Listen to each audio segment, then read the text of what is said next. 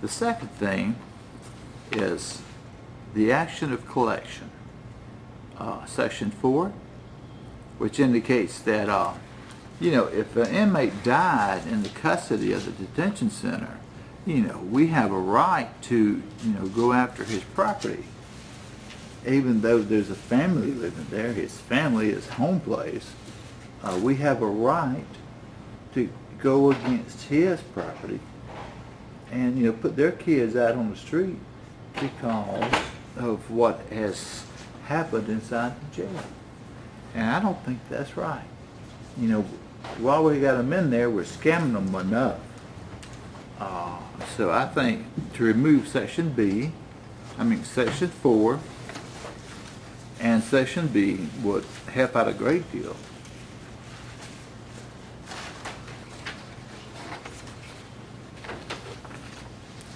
Do you have those for everybody? We got one Yeah, in. y'all got one in the thing. She You can don't pass have that down I there. didn't get one. Huh? I didn't get one. The second thing I'd like to bring to your attention is, and this came from Mr. Cornell, and I noticed that he's not here today, but he has plenty of supporters.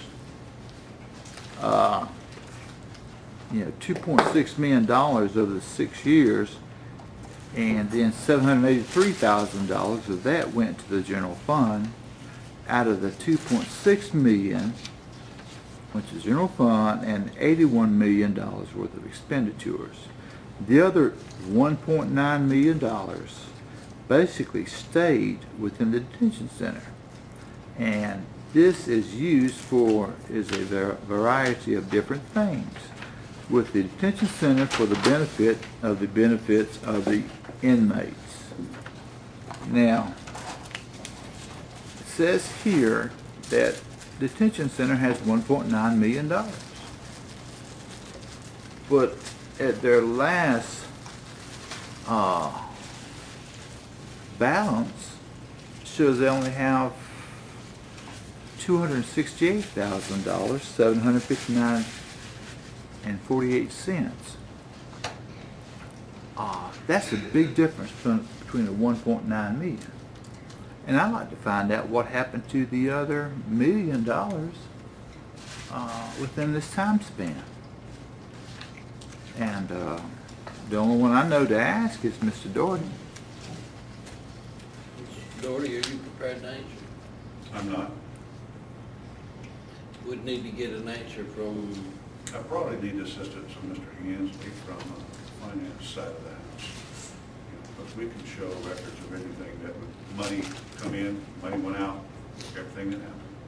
okay. That be sufficient, Okay. Mr. Trout? Tony, Can I? we all have a copy of it. Yeah, I met with Councilor Norris at about 4 p.m. We went to the old part of the jail to get in. We were refused entrance at that time. Miss Norris called Doherty on her cell phone, and he wanted to know why I drug her in this. But please drive around to the new jail, and he would let her in there. We arrived at the administrator's office, and Doherty, with all other Miss Norris's, falling at her feet, asking if he could do anything for her. We first went to the kitchen and looked at the food that had been prepared. A large portion of peas had fallen on the can, out of the can, and was under the railing. I asked one of the cooks if everyone received meat every day, and before he could respond, Doherty ran over and got to about 2 inches from my face and told me that I will not talk to any of his people, and I didn't comply with his orders, he would march me out of there. He kept hollering for Miss Norris and asking if she was going to allow this. At that time, we all walked out of the hallway. Again, Doherty jumped in my face like a schoolyard bully and told me that he didn't work for me or the council, and if I had a problem, go to the Cornell. I then asked to see the canteens, which 50% of the problems that we have arise from the complaints of the canteen. I then asked to see the canteen, and we were told that it was closed for the day. I asked again to see the canteen, that I was sure they had a key. Again, we were denied access to the canteen. We went into one of the female pods, and I was told that I was not allowed to talk to anyone. But then Mr. Dorriety asked Miss Norris if she would like to sit with a group of inmates and talk to them.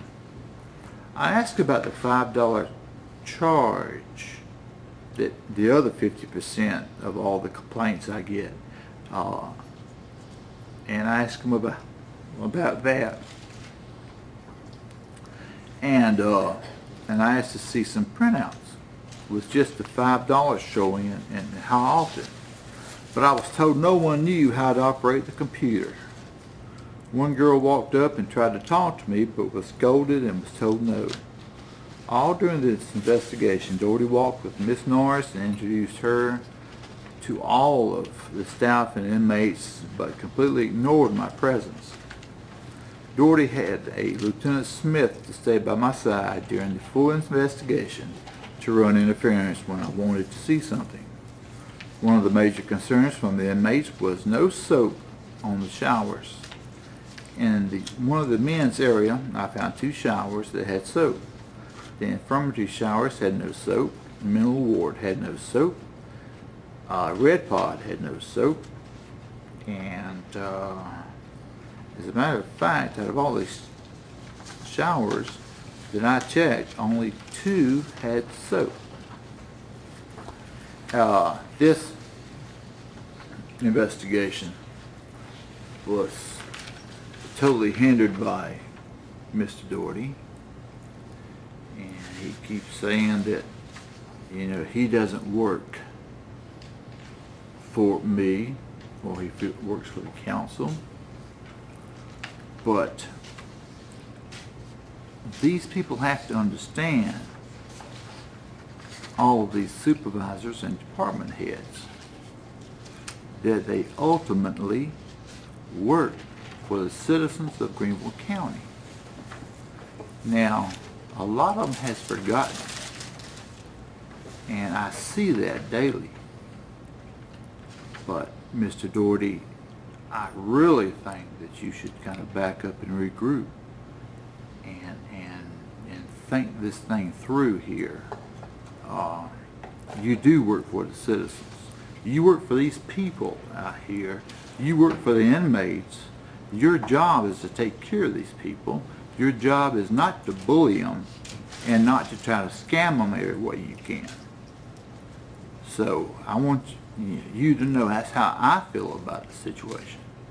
And if it cannot be corrected, then I will make every motion possible to see if I can find somebody who would be willing to serve the people of Greenville County. Thank you.